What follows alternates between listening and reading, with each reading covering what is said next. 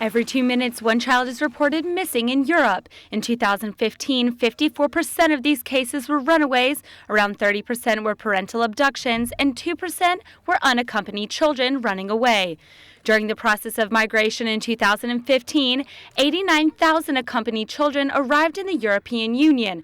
From that number, 10,000 children have been reported missing after being separated from their families, whether intentional or not. Many then become another staggering statistic of criminal exploitation facing authorities throughout Europe. An increasing issue because trafficking rings are increasingly targeting children that come to Europe from non-EU countries. So when they are exploited, mainly we fear that they end up into sexual exploitation. It is very difficult to obtain data on that, also because there is not really a follow-up on the cases of disappearances. What is startling is that there is now an increase in younger children going missing. In fact, 29% of all children, accompanied and unaccompanied, asking for asylum in 2015 were under age 18, and 60,000 of them were below 14 years old. In order to reverse these trends, Missing Children Europe has asked governments to get involved and help the needy children in their country.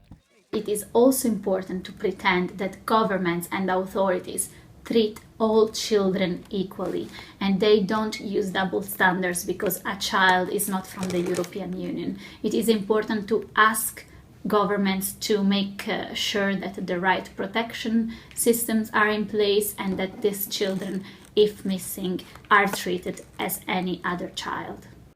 However, upon arrival in these new countries, children are forced into survival mode, which is why they need additional government assistance.